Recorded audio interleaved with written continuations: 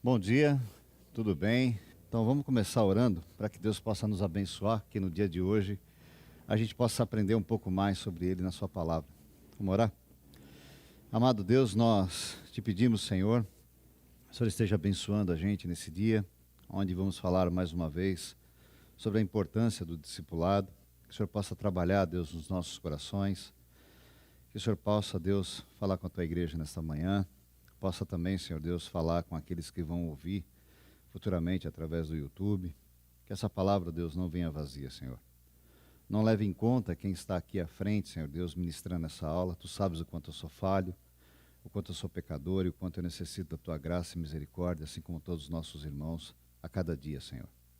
Por isso, fala com a Tua igreja nesta manhã e nos ajuda, Deus, a fazermos aquilo que é correto perante os Teus olhos, ó Pai. Que nós possamos colocar em prática tudo aquilo que temos aprendido de Ti, Senhor Deus. Que nós possamos passar o bastão do Evangelho adiante, ó Deus, para as próximas gerações, Senhor. Que a Tua palavra em Salmos nos ensina. Em Salmos 145, Deus diz assim, que uma geração cantará louvores, ó Deus, e a outra geração anunciará as Tuas proezas.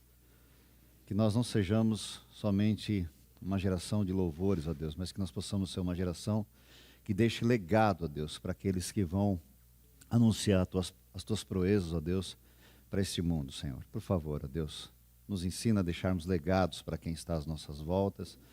Nos ensina, Deus, a anunciarmos o Teu Evangelho para que outros contem também as Tuas proezas, ó Pai. Por favor, Senhor. Nós oramos assim agradecidos nesta manhã, em nome de Jesus Cristo, Pai. Amém, Senhor. Bom dia mais uma vez, sejam todos bem-vindos. Durante esse semestre de 2021, estamos trabalhando aí com os irmãos o seguinte tema: discipulado, um projeto de vida. E a nossa intenção com esse estudo aqui é de levar os irmãos a entender cada vez mais e mais a importância desse chamado de Jesus para sermos seus discípulos e automaticamente fazermos discípulos também.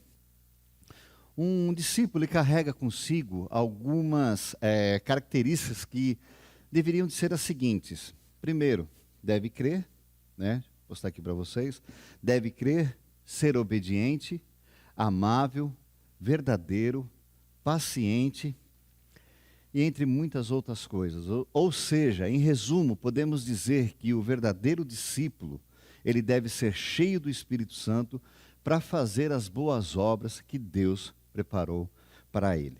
Então, se você não tiver cheio do Espírito Santo, você automaticamente não vai crer, você automaticamente não vai conseguir ser obediente, não vai conseguir ser amável, verdadeiro, paciente, honesto e tantas outras coisas. Por que eu digo sem o Espírito Santo a gente não consegue?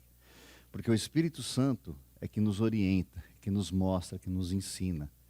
Então, quando você tem o Espírito Santo habitando dentro de você, você vai cada vez mais, como a gente já falou aqui, tendo dentro de você o caráter de Cristo. E esse caráter ele vai fazer toda a diferença. Então, como eu disse aqui, em resumo, podemos dizer que um discípulo, ele deve ser cheio do Espírito Santo para fazer as boas obras.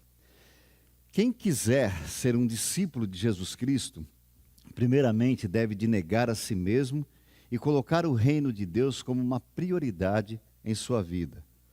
O ponto mais alto, meus irmãos, do discipulado bíblico é aprender como ser um discípulo de Jesus Cristo e ensinar, como eu já disse aqui, outros a se tornarem também seguidores de Jesus. A salvação, meus irmãos, é o maior presente que todo cristão genuíno recebe ao entregar a sua vida para o Senhor Jesus Cristo e deixar Ele ser o seu Salvador. Mas a vida de um discípulo, ela não para aí, somente no entregar e acreditar.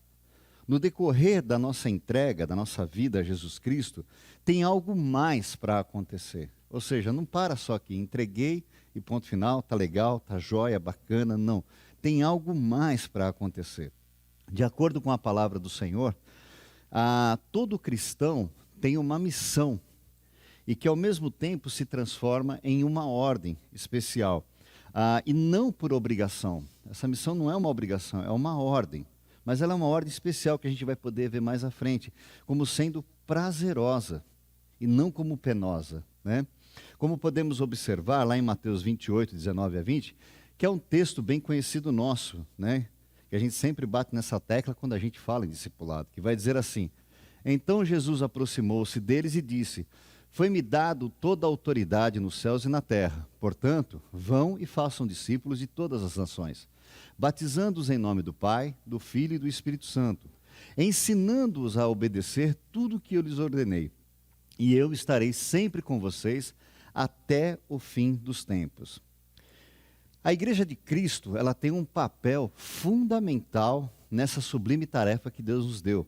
Por isso, esse assunto é super relevante para todos os cristãos que seguem o Salvador em obediência à sua palavra, né? E como já foi dito aqui, essa missão ela é prazerosa.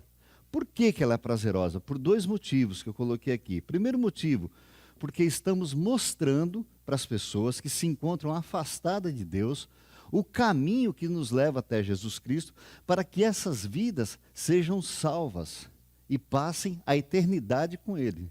Esse é o primeiro motivo. E o segundo motivo, que eu creio que é o mais importante, que é o que nos motiva, ou pelo menos deveria nos motivar nessa missão, é que está embutida aqui nesse texto uma promessa de Deus que a gente já falou para vocês, né? De que não estaremos só nessa caminhada de fazermos discípulos e de anunciar o Evangelho de Jesus Cristo, como podemos ver lá no versículo, como podemos ver lá no versículo, ensinando a obedecer tudo o que eu lhes ordenei, e eu estarei com vocês até o final dos tempos. Ou seja, aqui tem uma promessa de Deus. Qual que é a promessa? Que nós não estaremos só nessa missão. Cara, isso aqui já deveria ser o maior motivo de todos, saber que o Criador, o Todo-Poderoso, se encontra com a gente não está sozinho nessa. Então esse deveria de ser algo que nos motiva. Poxa, eu não estou só. Caramba, Deus colocou nas minhas mãos uma responsabilidade de anunciar a sua palavra, e essa palavra vai transformar vidas, vai tirar vidas do inferno, vai trazer para Ele. Olha que privilégio isso, você trabalhar na restauração de um ser humano. E ainda Deus complementa dizendo, olha, vai em paz, vai tranquilo, porque você não está só nessa. Eu estou contigo. Nos momentos difíceis, eu vou estar com você. Se você não souber o que falar, eu vou te dar o que falar. Se você não souber o que fazer, eu vou te ensinar o que fazer. Mas para isso, como a gente falou logo lá no comecinho, eu tenho que estar cheio do Espírito Santo, cheio da presença de Deus, para começar a entender as sinalizações e as placas que Ele vai colocar no meu caminho, para que eu possa então atingir o próximo, para que eu possa então anunciar esse próximo. Por esse motivo, nós estamos abordando aqui nesse segundo semestre de 2021, sobre vários temas sobre discipulado, para que cada vez eu e você ficamos cada vez mais apaixonados por ser escolhido por Deus para sermos esse discípulo. Não foi você que decidiu ser discípulo de Jesus Cristo. Ele te escolheu. Quando é que Ele te escolheu? Quando Ele te deu a oportunidade de você conhecer Ele. Que se for depender da gente, a gente não vai atrás de Deus.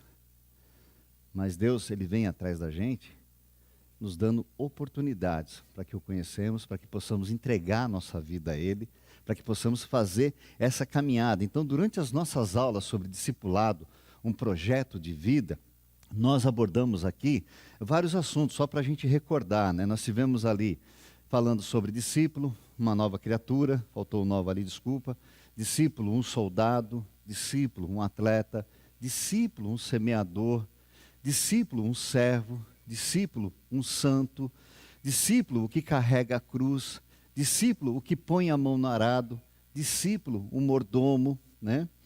Então, ou seja, todos esses temas, eles estão ligados um ao outro, que sendo absorvido pelas nossas mentes, nós iremos, com certeza, colocar isso mais em prática. Com certeza nós seremos cada vez mais discípulos de Jesus Cristo. Com certeza nós iremos anunciar mais as boas novas a esse mundo que está tão afastado do pecado. E dando continuidade a esse nosso estudo sobre discipulado, um projeto de vida, nessa manhã a gente vai falar sobre o seguinte tema: discípulo, um peregrino. A palavra peregrino, dentro do contexto bíblico, ela quer dizer isso aqui, ó. Um peregrino é alguém que habita no meio de um povo, em contraste com o estrangeiro, cuja permanência é temporária. Ou seja, o peregrino ele permanece. O forasteiro não, o estrangeiro não, ele fica por um período e vai embora, né? Ou seja, a nossa pátria, meus irmãos, não está aqui nesse mundo. Estamos nesse mundo de passagem. Mas quando estivermos aqui, estamos incumbidos por Deus de colocar essa missão em prática que já foi dito, que é o quê? De fazer discipulado, né? John Bunyan, que é esse camarada bonito aqui, né? Ele foi pregador e foi escritor. Ele passou 12 anos preso. E enquanto ele estava na prisão, Bunyan passava o tempo todo estudando a palavra de Deus e escrevendo. E ele produziu quase 60 livros e tratados sobre o assunto religiosos. Seu mais famoso livro escrito na prisão, acho que todos vocês já ouviram falar, se não ouviram e tiverem a oportunidade de ver o filme, porque antigamente era só escrito, agora fizeram o filme, é aquele filme O Peregrino. Não sei quantos de vocês já tiveram a oportunidade, ou pelo menos já ouviram falar, né, que foi um best-seller com larga circulação em diversos idiomas. Nele, Bunyan, ele retrata o crente como um peregrino, descrevendo sua identidade, desafios, esperança. E esta aula de hoje, ela não é um resumo de todas as ideias propostas no livro por Bunyan, até porque nós iremos considerar aqui coisas que não são citadas nesse livro, mas para termos menção de alguns momentos desse livro chamado Peregrino. Então, a primeira coisa que eu gostaria de abordar com vocês nessa manhã com relação a esse tema é a identidade do peregrino. O povo judeu, durante o ano, ele teria que participar de pelo menos 3 festas. E alguma dessas festas era dele ir até o templo em Jerusalém, e quando os judeus subiam o caminho de Jerusalém para chegar até o templo, eles iam peregrinando e cantando. E esses cânticos, eles eram conhecidos como cânticos de romagem.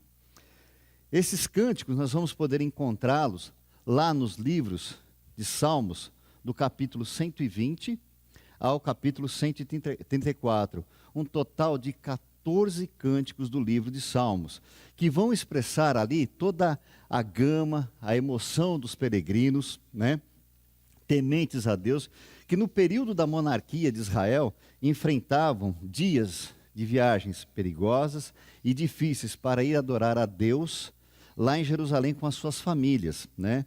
E esses salmos eram cantados durante então essa trajetória até chegar ao templo. Esses cânticos durante a trajetória até o templo de Jerusalém, para o judeu lá no tempo bíblico, era tipo assim, para eles não perderem a sua identidade. Tipo, nós estamos aqui, nós estamos indo até o templo adorar o Senhor, mas nesse trajeto nós vamos cantar, nós vamos proclamar, nós vamos dizer que o nosso mundo não é aqui, a nossa pátria não é aqui. A nossa pátria é quando nós fecharmos os nossos olhos aqui. Então esse canto durante a trajetória, como eu disse com vocês, era com o objetivo do quê? Do judeu não perder a sua identidade. Ao termos aqui esse conhecimento sobre a identidade do povo judeu nos tempos bíblicos, cabe agora fazer uma pergunta para nós aqui, algumas reflexões sobre a identidade dos cristãos nos dias de hoje. E vamos lá então. Quem realmente nós somos de verdade? Representamos aquilo que cremos? Temos coragem de assumir a nossa identidade cristã? Essa pergunta cabe para nós fazermos uma reflexão dentro da gente. Porque lá eles tinham a certeza, quando eles cantavam esse cântico, eles proclamavam: olha, nós não pertencemos a esse mundo. Nós vivemos aqui, mas a nossa pátria é outra, não é essa aqui. Então nós temos que aprender a fazer essas perguntas dentro de nós. Fiz essas colocações não para apontar o dedo para ninguém. Essas colocações são simplesmente para refletirmos sobre as nossas vidas, sobre a nossa identidade nos dias de hoje. Nós cristãos, fomos chamados para ser, fazer e transformar. Nós não fomos chamados para ficar dentro de um templo. Nós não fomos chamados simplesmente para ficar sentados nessas cadeiras. Nós não fomos chamados para estar aqui só o domingo pela manhã, ou domingo à noite, ou no encontro da oração que a gente tem às quartas-feiras, ou a programação que a igreja tem. Nós, como discípulos de Jesus Cristo, nós somos chamados para ser discípulo, fazer discípulo e transformar vidas. E para isso, nós precisamos saber quem realmente nós somos de verdade. Se nós realmente representamos aquilo que cremos e se nós temos realmente a coragem de assumir a nossa identidade de cristão. Ao fazermos isso, as pessoas aí fora que estão ao nosso redor vão poder dizer aquilo que disseram e falaram para Pedro e Paulo, lá em Atos 44, 13, que vai dizer assim, ó, vendo a coragem de Pedro e de João, e percebendo que eram homens comuns, sem instrução, ficaram admirados, reconheceram que eles haviam estado com Jesus. Ou seja, não eram formados em teologia, não eram formados em academias, não tinham mestrados. A própria palavra do Senhor diz, homens sem instrução, homens simples. Mas as pessoas de fora diziam e reconheciam que eles haviam estado com Jesus. Por que eles reconheciam isso? Porque eles simplesmente aprenderam com o Mestre e viviam de acordo com o que o Mestre pede. Então, ou seja, eles sabiam da identidade deles como discípulos de Jesus Cristo, como cristãos no Senhor. Mahatma Gandhi é um dos mais respeitados líderes da história moderna. Apesar de ser hindu, admirava Jesus Cristo e frequentemente citava frases do Sermão do Monte. Certa vez um missionário, Stanley Jones, encontrou com Mahatma Gandhi na Índia e perguntou, Senhor Gandhi, apesar do Senhor sempre citar as palavras do Cristo, por que é tão inflexível e sempre rejeita se tornar-se um seguidor desse Cristo? Ao que Mahatma Gandhi respondeu, eu não rejeito o seu Cristo, eu amo o seu Cristo.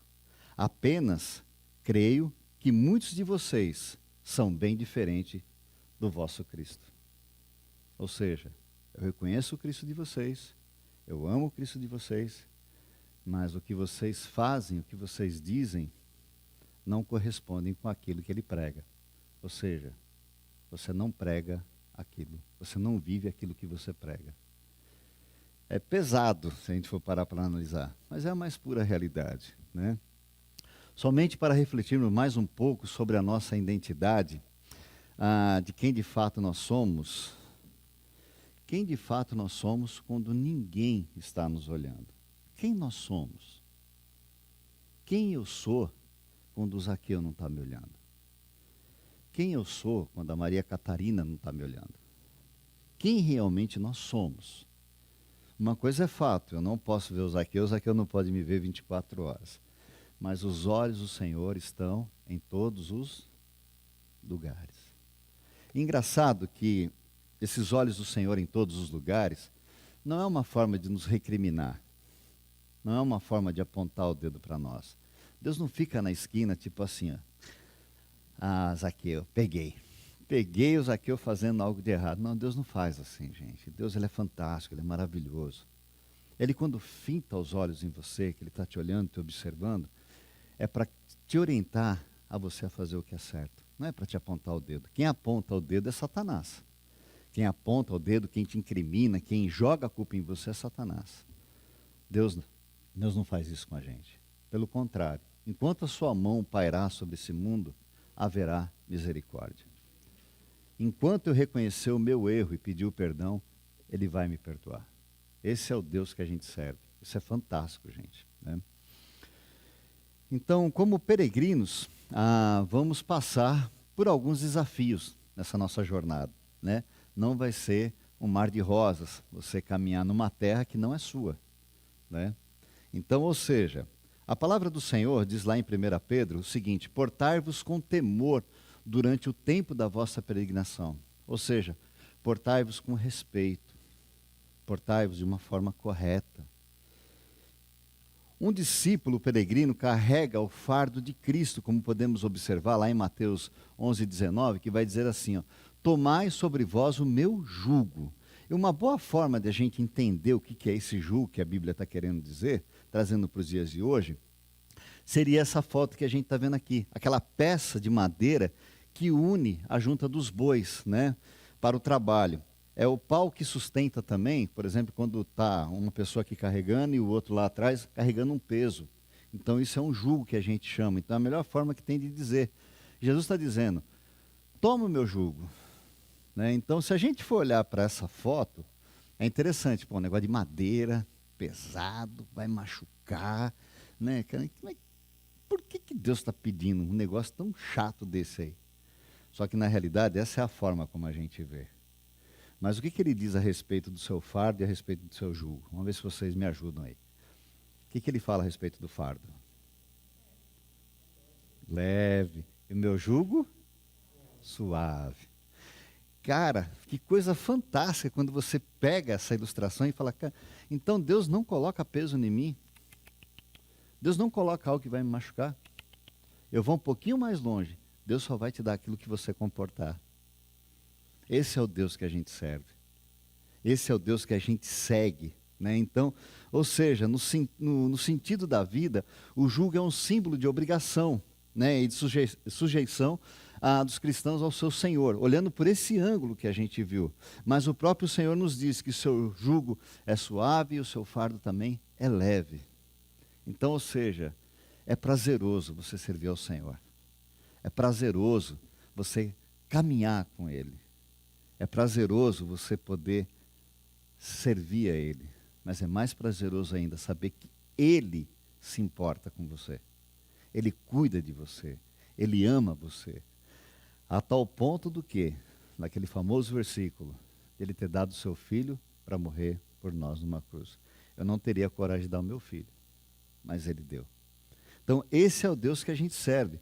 E o primeiro desafio que nós peregrinos, né, discípulos peregrinos, vamos encontrar aqui nesse mundo, vamos dizer assim, é a incompreensão da família. Né? Um discípulo verdadeiro, ele não é um aventureiro, ele também não é um inconsequente que sai da sua casa sem lenço e sem documento, sem saber para onde vai. Pelo contrário, o verdadeiro discípulo peregrino, ele sabe que não pertence a este mundo e que o seu lar definitivo vai ser os céus, mais conhecido também como lar celestial.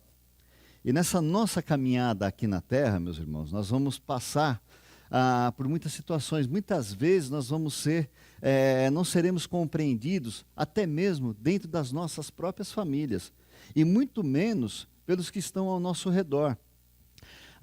Por não entenderem que o nosso lar e a nossa família não é deste reino. A própria família de Jesus não entendeu a sua missão. A própria família dele não entendeu. Como a gente pode olhar lá. Falava ainda Jesus à multidão, quando a sua mãe e os seus irmãos chegaram do lado de fora, querendo falar com ele. Alguém lhe disse, tua mãe e os teus irmãos estão lá fora e querem falar contigo. Quem é minha mãe? E quem são meus irmãos? Perguntou ele.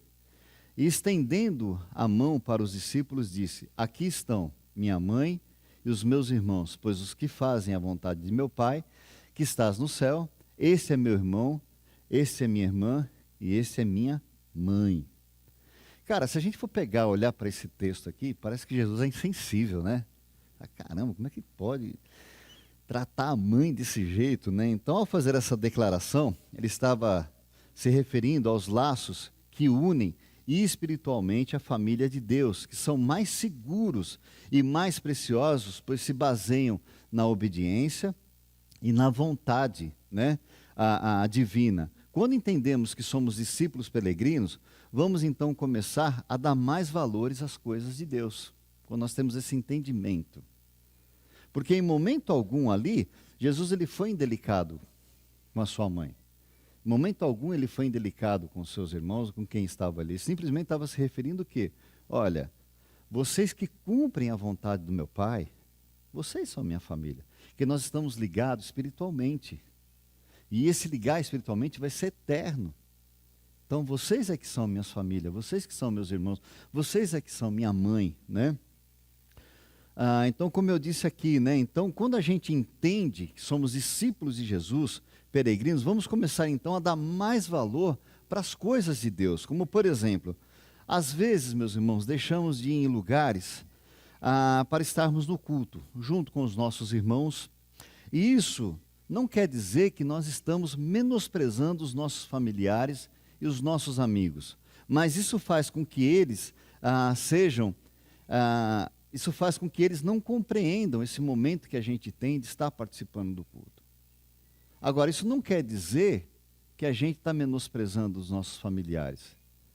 Isso não quer dizer que a gente não está cuidando deles. Então, por exemplo,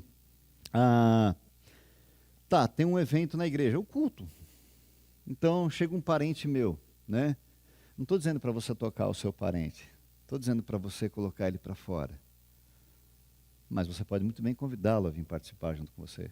Mas a gente, por vergonha, ou talvez já imaginando a resposta que ele vai dar, eu não convido. Eu sei que se eu convidar ele não vai mesmo.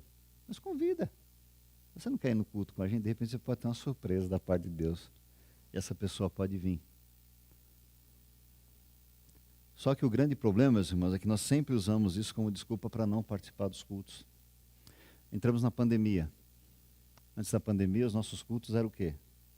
Lotados. Bastante gente. A nossa escola da caminhada era uma média de 20 alunos por classe. É isso, né, Paulo? Hoje, nós estamos dando aulão. A igreja inteira não participa mais.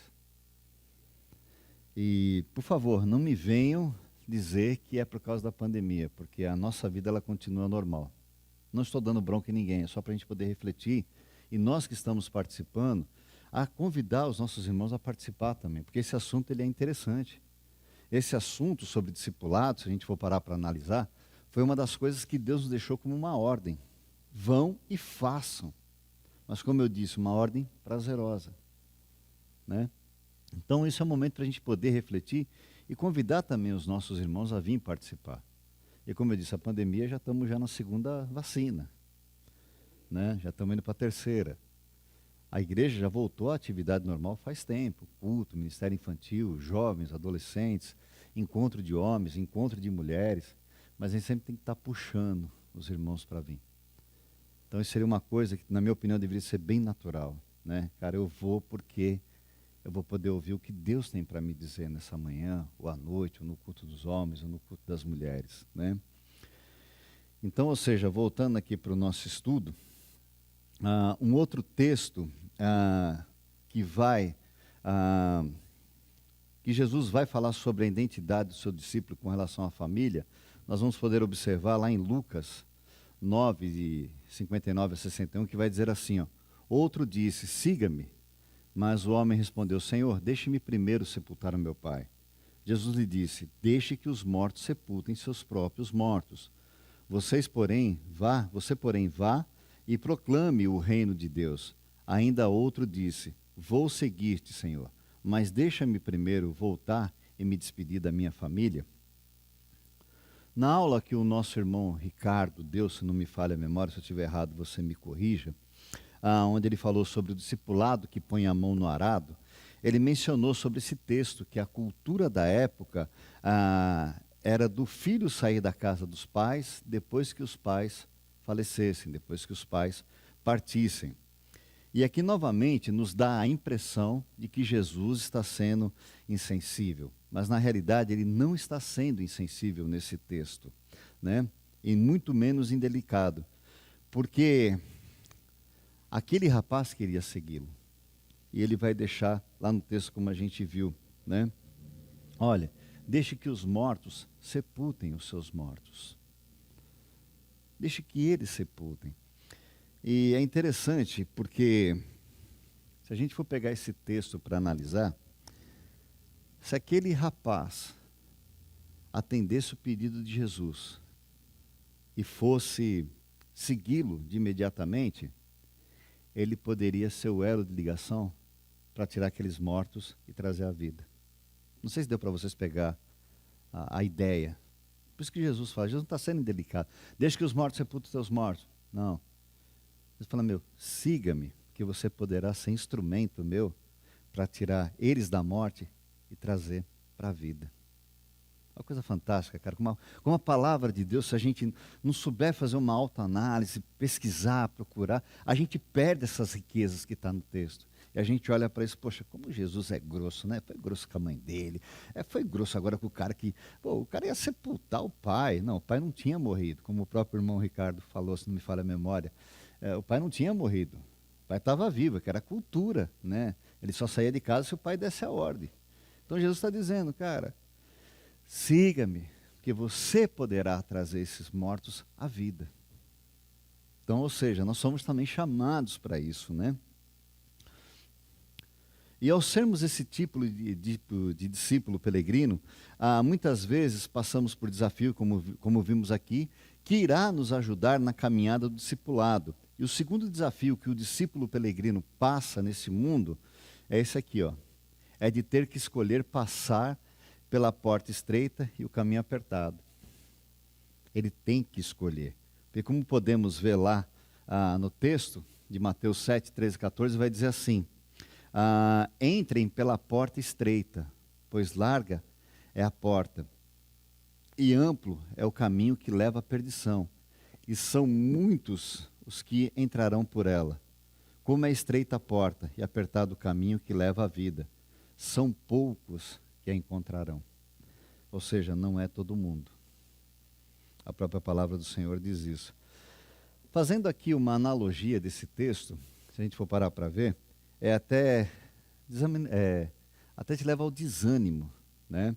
Você viajar por um caminho desconfortável, estradas com buracos, inseguras, estreitas, não te dão agilidade ao motorista.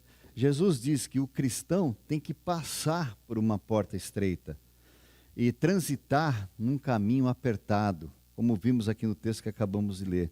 E o texto ainda vai nos dizer que são poucos os que encontram. Como o livro Peregrino, se você teve a oportunidade de ver o vídeo, ele vai passar ali por várias situações onde as pessoas tentam convencer ele a não trilhar esse caminho, tentam tirar ele do caminho.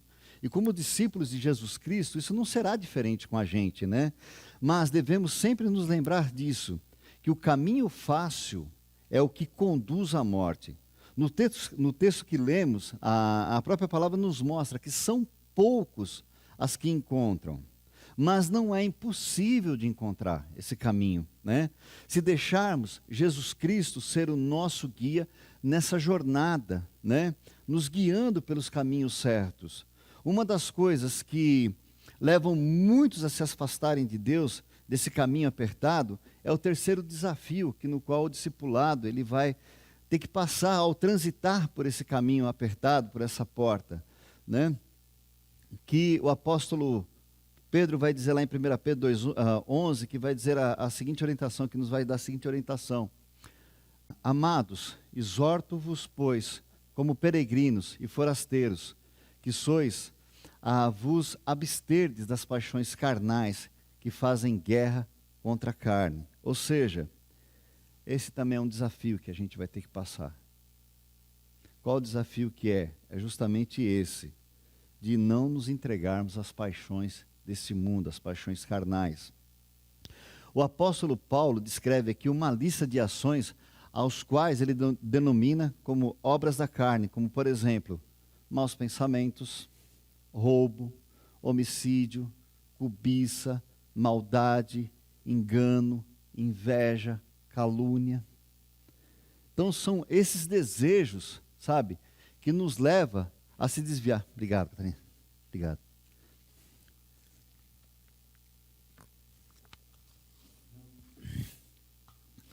Então são esses desejos que nos levam a se desviarmos também do caminho do Senhor. Porque quando ele fala do caminho apertado, caminho estreito, a porta apertada, a porta estreita, eu imagino o seguinte, vamos imaginar aqui que tem um caminho, esse caminho é largo. O que eu preciso para fazer andar nesse caminho? O que eu preciso? Nada, só vou andando, ele é largo. Agora, chega lá na frente, esse caminho ele estreita. Imagine então que eu estou com uma mochila nas minhas costas. Estou com a chave do carro aqui, estou com a carteira aqui, e na hora que eu vou passar, a mochila não deixa. Eu tenho que o quê? Tirar a mochila. Eu vou passar de novo, chega mais uma parte que não deixa, eu tenho que tirar. Chega outra parte, eu tenho que tirar. Então, ou seja, cada vez que eu vou deixando essas coisas pelo caminho, eu vou deixando ali as minhas mazelas, os meus pecados, os meus erros. Então, ou seja, para trilhar nesse caminho, eu tenho que abrir mão de muitas coisas que eu não vou querer abrir. E somente os verdadeiros discípulos de Jesus abrem. E quando a gente deixa, é como Jesus fala do arado, né? Toma o arado e não olho para trás. Ou seja, eu deixei. É igual o perdão, gente.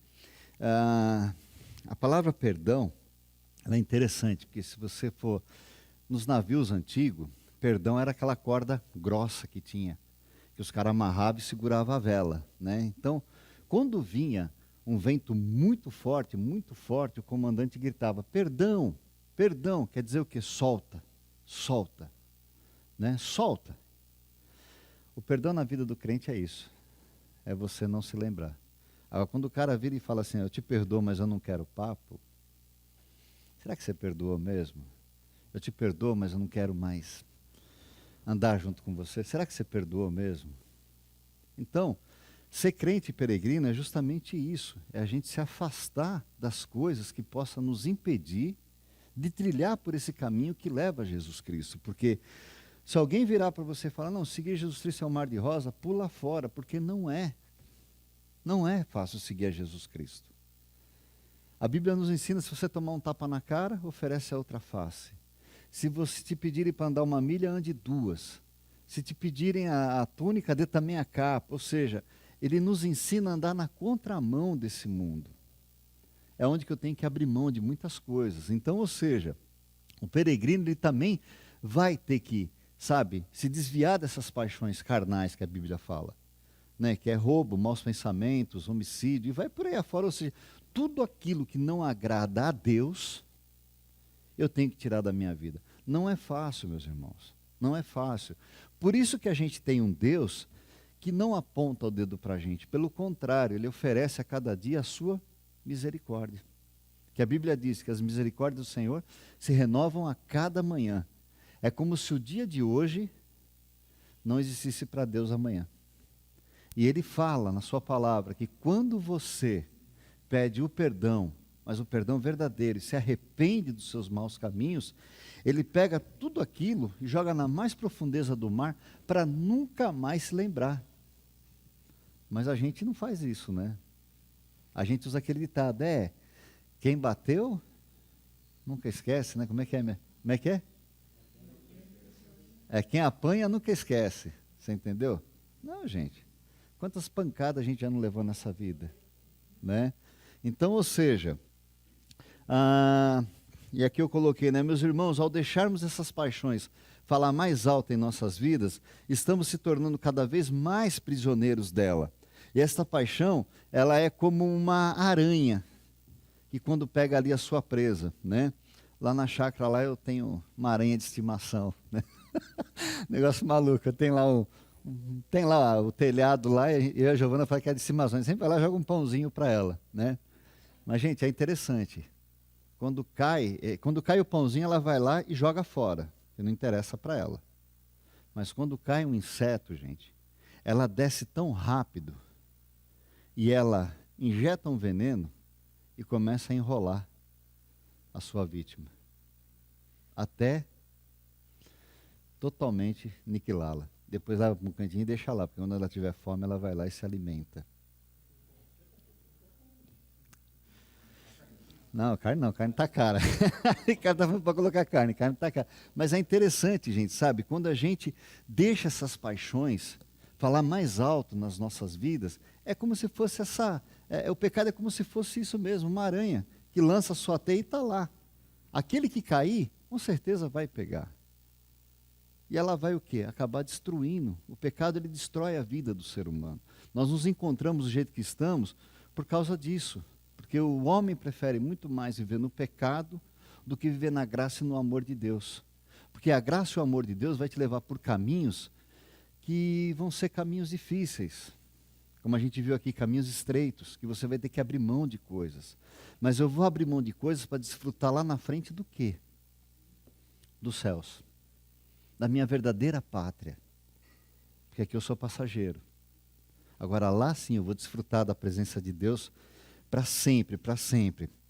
E para vencermos essas paixões, o apóstolo Paulo vai nos revelar lá em 1 Coríntios toda a estratégia que ele usava para vencer essas paixões, como podemos ver lá no texto que vai dizer assim, ó, mas esmurro o meu corpo e o reduzo à escravidão, para que, tendo pregado a outros, não venha eu mesmo ser desqualificado. Ou seja, eu vou lutar contra isso, custe o que custar. Eu vou lutar. Paulo diz que Satanás esbofeteava ele de dia e de noite. Ele vai reclamar para Deus. Deus fala, minha graça te basta. Então, ou seja, se nós lutarmos contra isso, e a forma como Paulo diz é esmurrar o próprio corpo, não estou dizendo para você pegar um chicotinho agora e sair batendo, não é isso. Mas é você parar para Deus e dizer, Senhor, esse sou eu. Senhor, eu preciso de mudar aqui. Senhor, se o Senhor não trabalhar aqui nessa vida, vai ser difícil. Então, ou seja, ele reconhecia quem ele era. Por quê? Para que quando ele fosse pregar para as pessoas, ele não fosse o quê? Desqualificado. Essa semana eu recebi um vídeo de um irmão de uma outra igreja que mandou, o que você acha disso aqui? Né? Então era um governador, não vamos citar nomes aqui, onde ele colocou que para entrar dentro da igreja agora precisava da carteirinha, precisava de não sei o quê, um monte de obstáculo. Né? O que você acha disso aqui? Né? E eu sei que ele é fã de um outro pregador, né? Porque esse pregador aqui está contra isso aqui, né? Tá mandando o vídeo do cara falando contra. Falei, bicho, eu não acho nada. Eu não acho nada. Que da mesma forma que esse pastor está jogando pedra na vidraça do governador, ele também, ao mesmo tempo, está sendo colocado numa lista como um dos mais devedores da previdência privada.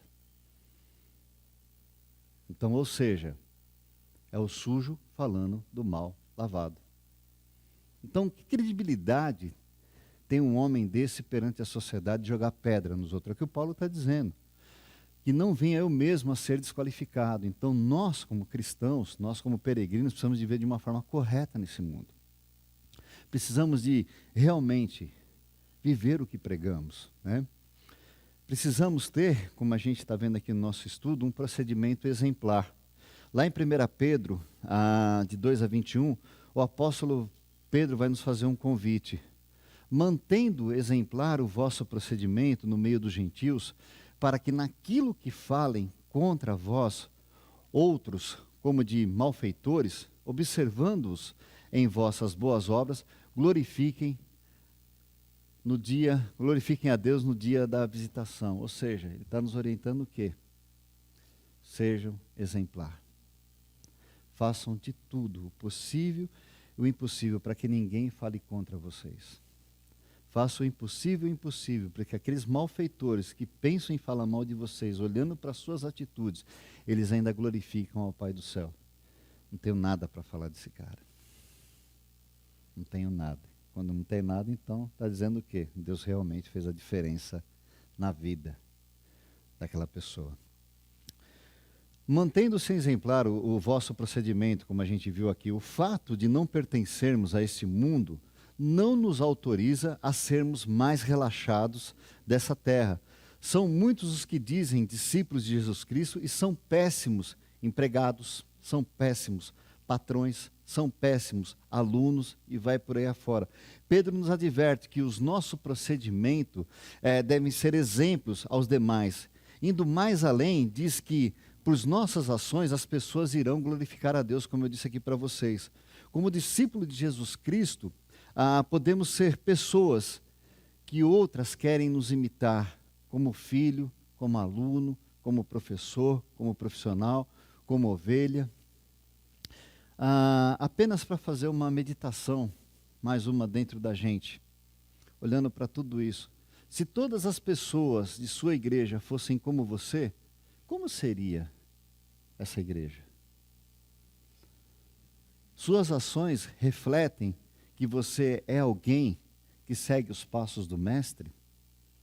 Saber qual é a nossa pátria nos deve fazer viver de moda aqui a honremos. Ou seja, minha pátria não é aqui, então eu vou honrar minha pátria, que no qual eu vou um dia morar nela para sempre. Então eu honro ela aqui agora. No livro Peregrino, o cristão entra pela porta da cidade celestial e ouve: entre no gozo do Senhor. Certa vez um pregador afirmou que se você não tiver bem firme em sua consciência, certa vez um pregador afirmou que se você não tiver bem firme em sua consciência de que recompensa irá obter, jamais terá disposição para qualquer sacrifício ou renúncia. Ou seja, se eu não tiver essa convicção de que existe um céu depois disso aqui, existe um lugar que eu vou viver com Cristo, qualquer renúncia e sacrifício é em vão. Eu tenho que ter essa certeza. Pensando nisso, duas coisas devem estar presentes em nossas mentes como discípulo de Jesus Cristo. A certeza da eternidade. O discípulo peregrino leva em sua bagagem as certezas da vida eterna. Vou dar uma acelerada aqui por causa do tempo, desculpa. E ele sabe que pode viver até 100 anos sobre a terra, mas viverá para sempre a eternidade com Jesus Cristo. Passaremos muito mais tempo, meus irmãos, do lado da morte, do outro lado da morte, na eternidade, do que aqui. Precisamos ter a consciência de que o nosso tempo aqui na terra é um tempo curto, é um tempo passageiro. E lá nos céus a gente vai passar a eternidade.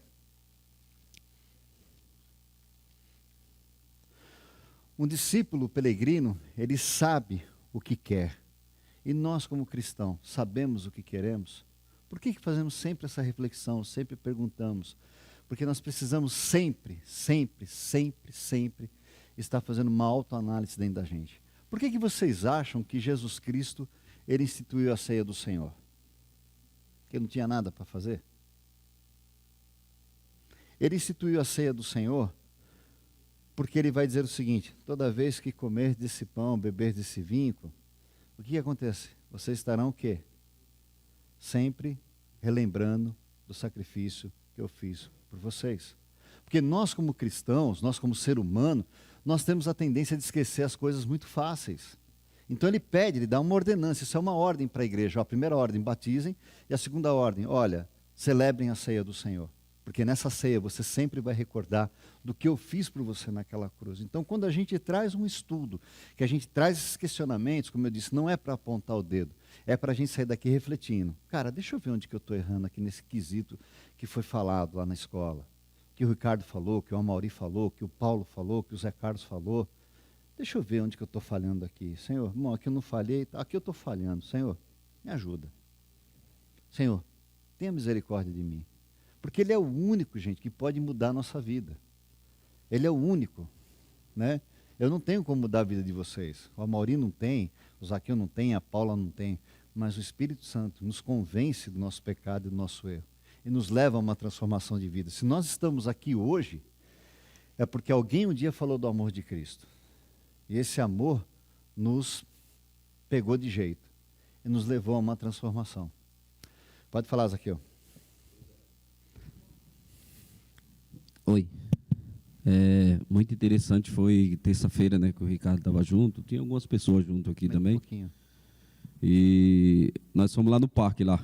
Uhum. Ali no Itamaraty, com as crianças. E você falando de você, como você vive aqui, que as pessoas te vê, que forma que a pessoa te vê.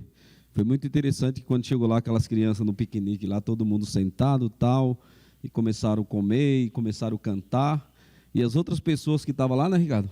Começaram a se juntar, começaram a participar, você entendeu? Então, tipo assim, é muito gratificante você viver uma vida com Deus que justifique, né? Que você tenha uma vida para justificar. Então, aquelas pessoas começaram, aquelas crianças começaram a vir, sabe? Então, foi muito, muito, muito gratificante. Então, é isso que eu acho que nós devemos tentar viver, devemos tentar mostrar para o mundo, né? Porque ser um espelho, porque é isso que Jesus fala, né? Ser luz e é isso, né? É muito gratificante mesmo. É interessante que dentro disso que o Zaqueu falou, A gente não sabe o dia de amanhã, mas uma semente foi plantada. A Bíblia diz o quê? Que uns plantam, outros regam, mas quem dá o entendimento? É Deus. Então isso é gratificante, saber que, cara, eu pude cooperar para a obra do Senhor. E um dia, sem menos você esperar, ou talvez você nem veja, mas outras pessoas vão vir, de uma criança que já se tornou adulta e fala, olha, certo dia eu estava num parque assim, assim, assim, e veio um grupo de gente lá, começou a cantar uma música, e aquela música tocou meu coração, e daquele dia em diante eu entreguei minha vida para Cristo. Olha que coisa, chuchu beleza, né? Essa da antiga, né? Que coisa bacana, gente, sabe, de você poder servir a Deus. E o prazer, Zaqueu, que dá de você sair daquele local e saber, Senhor, obrigado por uma oportunidade que o Senhor me deu de poder te servir. Então isso é muito bacana, gente. Então, ou seja, nós estamos como peregrino aqui. E o nosso anseio não é permanecer aqui. O nosso anseio é os céus, que nós temos que fazer uma caminhada de volta. Mas enquanto eu estiver aqui, eu vou viver de uma forma que Deus quer que eu viva, né? Então eu quero encerrar isso aqui passando para vocês um vídeo, para a gente poder ter uma ideia. Deixa eu... Talvez não exista outro fenômeno no reino animal que mais fascine o homem do que a migração.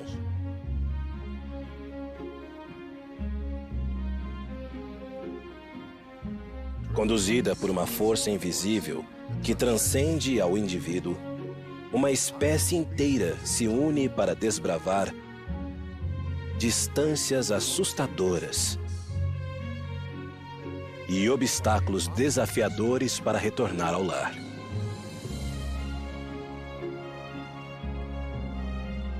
Algumas populações de borboletas monarca migram quase 5.000 quilômetros a cada ano para climas mais adequados à sua sobrevivência.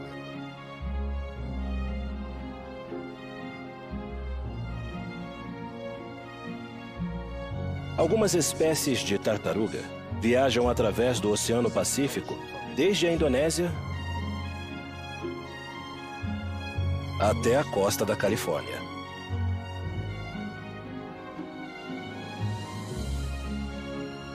Baleias jubarte nadam ida e volta entre as águas geladas dos polos norte e sul até o Equador.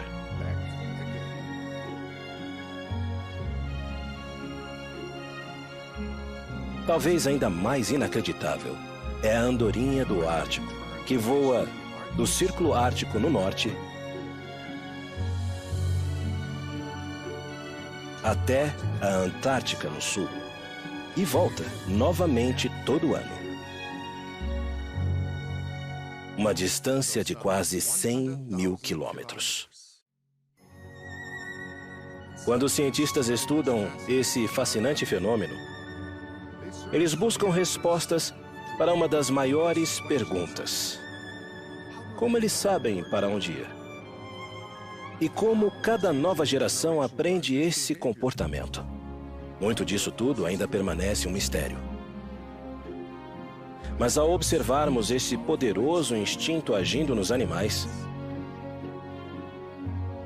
não podemos deixar de perguntar: será que os seres humanos também têm um anseio semelhante? Um sistema de orientação interno que os atraia para seu lar celestial?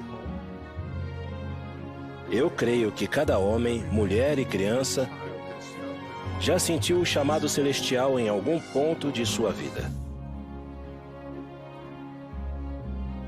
Nosso amado Pai Celestial nos deu a luz de Cristo.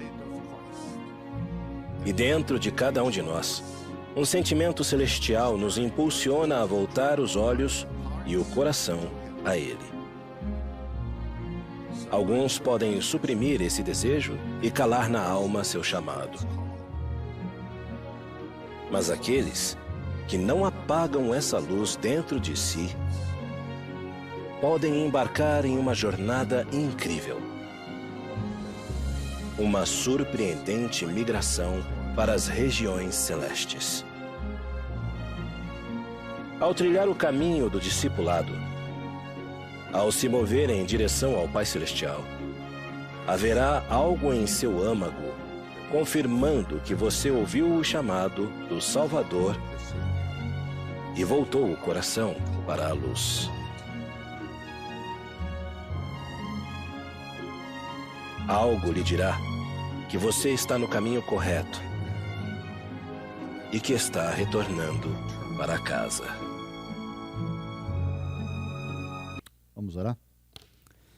Amado Deus, nós te agradecemos, Senhor, pela oportunidade de estarmos aqui mais uma vez, podendo aprender sobre Ti, Senhor Deus, podendo ter mais conhecimento para colocarmos em prática também, Senhor. Tu sabes o quanto nós somos falhos, o quanto nós somos pecadores, o quanto nós necessitamos de Ti, Senhor. Mas o Senhor faz uma promessa na Tua palavra, Deus, que ao colocarmos em prática isso que o Senhor nos pede, nós não estaremos sós, Senhor Deus. Como não estamos aqui agora, que a Tua palavra também diz, Senhor, onde estiverem 2 ou mais reunidos em Teu nome, o Senhor se fará presente. Que grande honra, Senhor.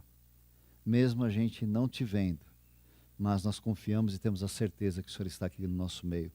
Então toque, Senhor Deus, os nossos corações e nos abençoa, Deus, para que possamos ser esses verdadeiros discípulos, ó Deus, que o Senhor pede para que nós sejamos, ó Deus, e que nós possamos entender que o nosso lar não é aqui, Senhor.